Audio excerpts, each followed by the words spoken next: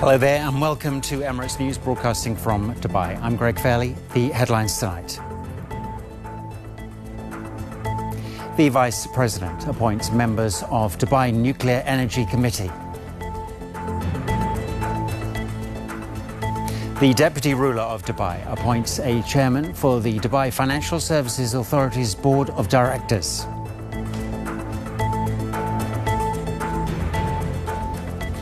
In the business tonight, state-of-the-art Moro Hub, Smart Cities Command and Control Centre inaugurated.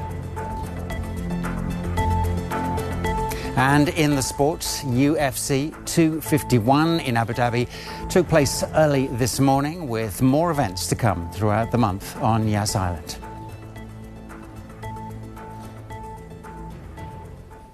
His Highness Sheikh Mohammed bin Rashid Al Maktoum, UAE Vice President, Prime Minister and ruler of Dubai, has issued a directive appointing members of the Dubai Nuclear Energy Committee.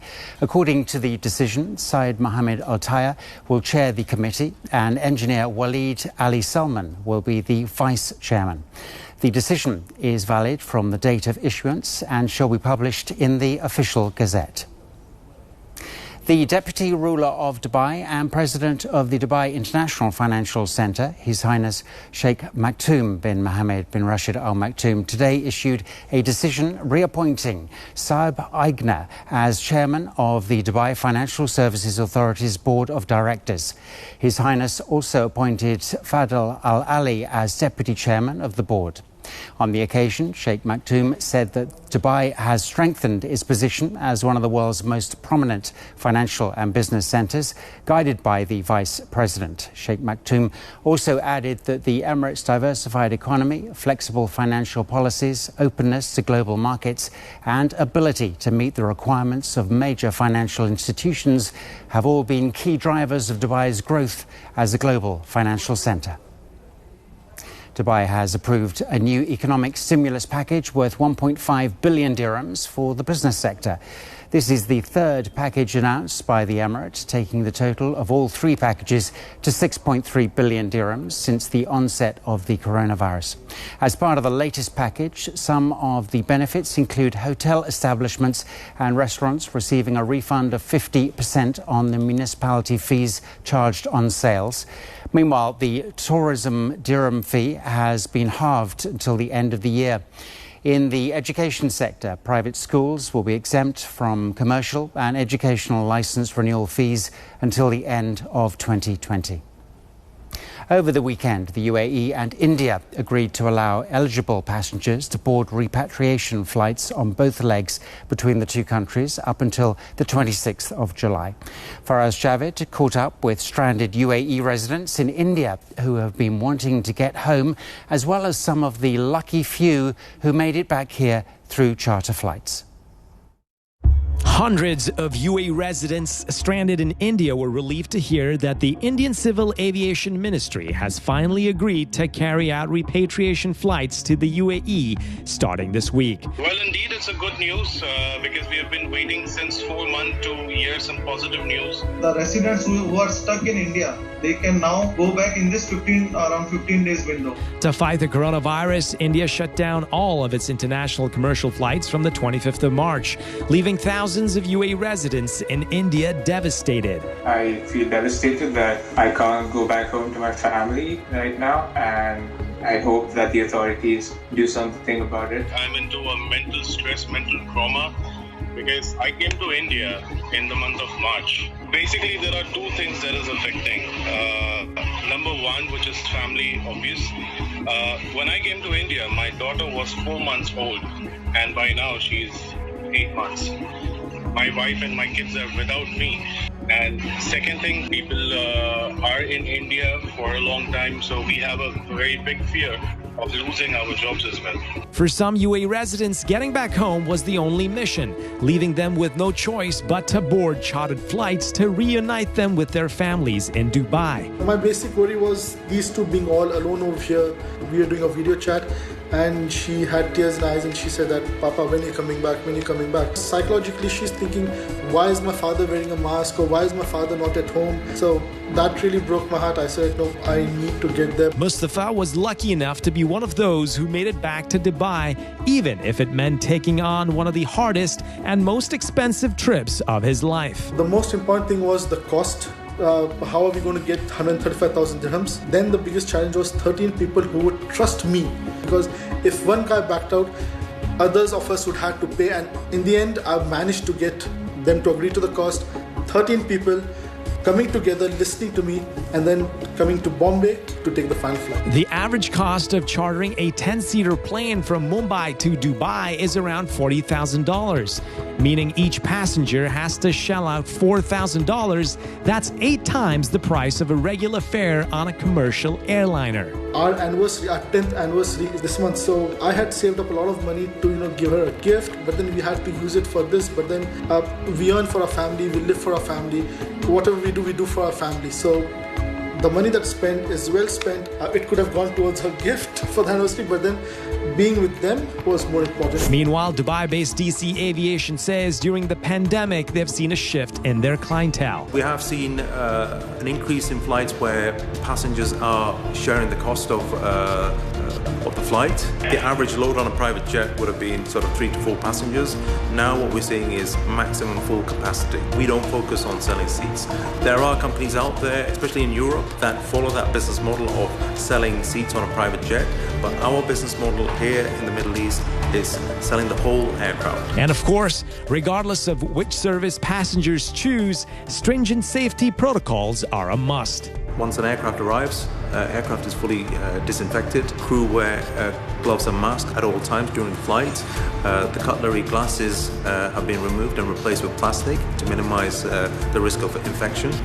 Once the passengers arrive here at the facility, they're taken to the airside clinic where they will undergo a COVID-19 test. Now, India's announced plans to open up its airspace for commercial flights on the 31st of July, but experts say this might be postponed further due to the rising rate of COVID-19 infections in the country. Plus, with WHO warning of an impending second wave around the world, there's a good chance that countries will continue with border restrictions in the near future. Faraz Javid, Emirates News. After conducting an additional 58,000 COVID-19 tests, the UAE announced 403 new coronavirus cases last night. This brings the total number of cases here to 54,453. The Ministry of Health and Prevention says the infected individuals are from various nationalities and they are in a stable condition and receiving the necessary treatment. Meanwhile, the ministry also announced that the total recoveries in the country now stands at 44,648. The death tally has reached 331. Taking a look at the numbers globally, there are now over 12.7 million people infected with COVID-19 around the world. That's the latest from Johns Hopkins University, who say more than 565,000 people have died from the coronavirus. The US has the world's largest number of infections, with over 3.2 million confirmed cases and close to 135,000 fatalities. Brazil has the second highest number of infections, with over 1.8 million and a death toll of more than 71,000. India's rising numbers has taken the nation to third place globally, with close to 850,000 infections and more than 22,000 deaths. Meanwhile, Russia has recorded around 726,000 confirmed cases and a death toll of over 11,000. And Peru is the fifth worst affected country in the world, with more than 322,000 confirmed cases and close to 12,000 fatalities. The Emirates Red Crescent is continuing its relief effort in Yemen, bringing more food to those who need it most. The ERC team have distributed more than 300 food baskets to more than 2,000 displaced families in Wahda in the Hudaydah Governorate. The aid from the UAE is targeting Yemen's Red Sea coasts, where a hunger crisis is currently ongoing.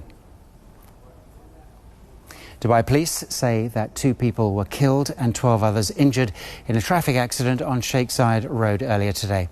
The accident happened when a 14-passenger minibus veered off the road and crashed into a cement barrier on the right side of the road before catching fire.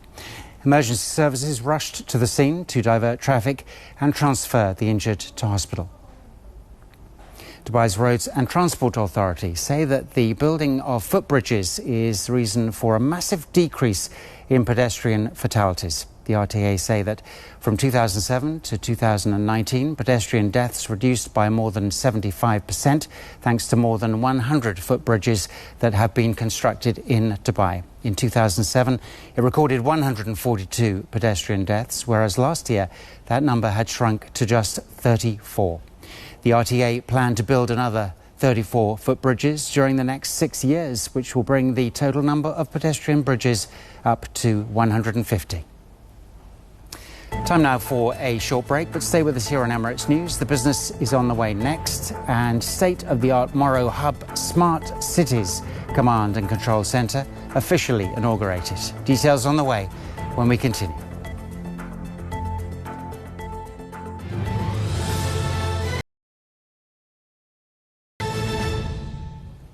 Welcome back to Emirates News. Our top story tonight. The Vice President today issued a directive appointing members of the Dubai Nuclear Energy Committee.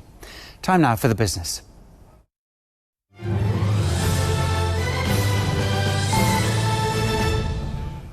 His Excellency Saeed Mohammed Al Tayeb, the Managing Director and CEO of Dubai Electricity and Water Authority, has inaugurated the Smart Cities Command and Control Centre of Moro Hub.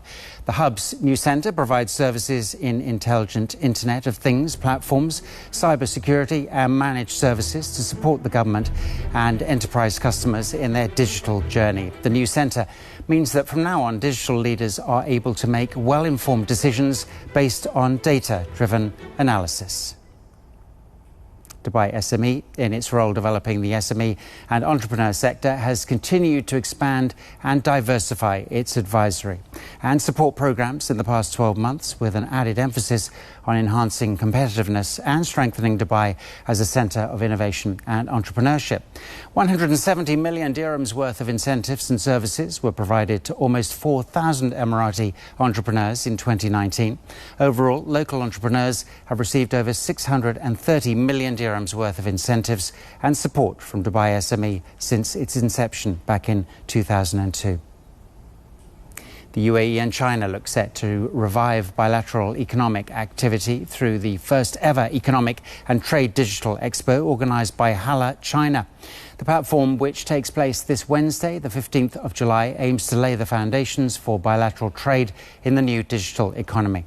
Before the disruption caused by the coronavirus, bilateral trade between the UAE and China had looked set to grow substantially, hitting the 100 billion dirham mark. Since the outbreak of the global coronavirus pandemic, the UAE government have been set on keeping the education community safe. Dr. Sedwin Fernandez is Pro-Vice Chancellor and Director of Middlesex University, Dubai. He joins us on the programme now. Great to have you with us. Can I start by asking you, what preventative measures have you taken during COVID-19 to safeguard students and also staff? Yeah, thank you for having me. We have opened for our staff since July, and we are ready to welcome our students in September. So the health of us and safety of our students and staff remains our absolute priority. And so we have done what many organizations have done, where we have put the social distancing measures in place, implementation of desk cards, signages, one-way movement system, continuous sanitization, and use of electronic processes to eliminate the need of any exchange of paper or other forms of contact. Our class sizes, more specific now to the education sector, have been reduced to 30 in a class to ensure social distancing is practiced.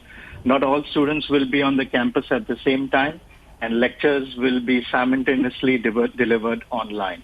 Now, the rise of online learning, Doctor. All assessments are online, so there is no need of congregation and handling of paper, All right, sorry to interrupt you there, but the rise of online learning, Doctor, is during the global pandemic has changed education forever. Is it leading to more flexible learning, do you think, for students?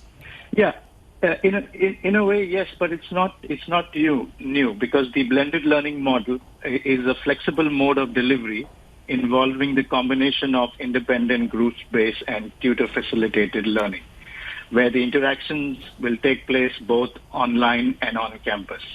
But the most important thing here is the value of human interaction and the social aspect of life at the university. A lot of people, faculty and students, had previously taken this for granted and now realize how precious it is. And therefore, we find that the rise of online learning will not be just a virtual learning process, but will be a blend between face-to-face and online. Now, are you actually planning your distance learning capabilities so that you can reach a wider student pool in the future? Yes, in the sense that this gives us the opportunity of getting the best of both worlds. So initially in the UAE, since now students will come to the campus just about, say, 2 times a week, and the other times we'll do online. So there is more opportunity to get students from the distant Emirates around Dubai, because travel will be reduced to just twice a week.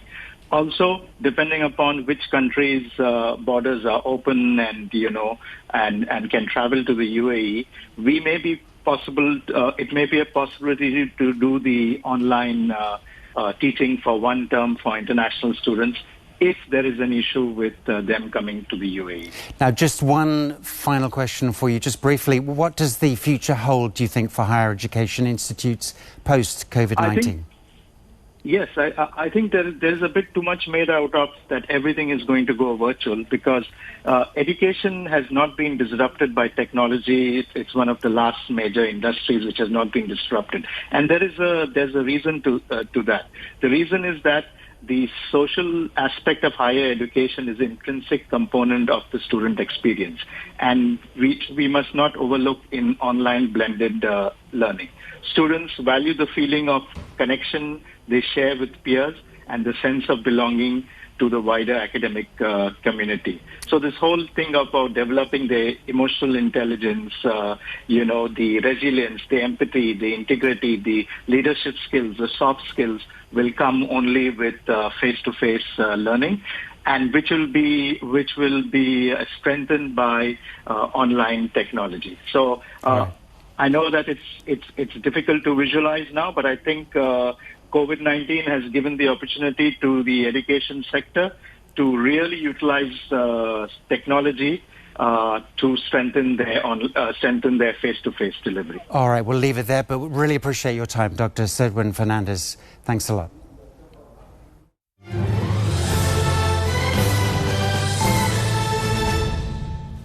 The first and biggest event of the UFC's Fight Island in Abu Dhabi was watched by millions around the world. This morning, the Flash Forum and the surrounding area on Yas Island has been cordoned off for a series of UFC events this month. And in the early hours of this morning, it was the most anticipated of them all. UFC 251 had multiple title fights, with the main event seeing welterweight Karamu Usman beating George Masvidal to retain his title. And following the last fight, the UFC president appeared to be delighted with the action. When you think about all the places that we could possibly go, and you think about possibly go if everything was normal, but everything's not normal. So if you think of the places that we could go, there isn't much going on, and the way the service here, and from the restaurants to the hotels to everything, you literally can't do it better than this. You can't be done better than this. The Apex is great. I spent $100 million on that building and I love it, but Fight Island's tough to beat. You know what I mean? Football, and one of the UAE's biggest clubs is ready to welcome its players back for pre-season training. A video from Al Wahda club in Abu Dhabi shows how they have followed all the correct procedures in anticipation of their squad returning to practice. From temperature checks on arrival to social distance seating in the changing rooms, the club says they are looking forward to getting the squad together again and plan ahead for the new Arabian Gulf League season, which is set to start in early September. And Al Wahda are one of 4 UAE clubs who are involved in this season's Asian Champions League, which will resume in 2 months, but in a different format. The competition was suspended in early March due to the global pandemic, but now the AFC have announced it will pick up where it left off in September. But the remaining group games will all be played at a centralised location rather than at all the club's home stadiums. The latter knockout stages of the competition have been reduced from 2-leg games to just one-off matches and neutral venues. Al Wahda, Shabab, Al Ahli, Sharjah and Al Ain are the 4 UAE clubs involved.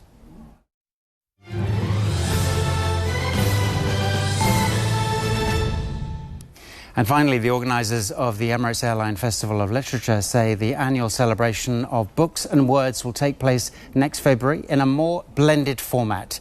The event will feature a mix of live physical events and online streaming. The news comes following a busy few months for the foundation, which has seen its online presence grow substantially since the global pandemic began. Newly released festival content has so far attracted more than 75,000 views. And with that, we end tonight's programme. Follow us at Dubai One TV and at Emirates_News. Remember to join us for our COVID-19 briefs throughout the day, keeping you up to date, as well as our regular 7:30 p.m. bulletin. Emirates News will be back again tomorrow. For now, from all the team, bye for now.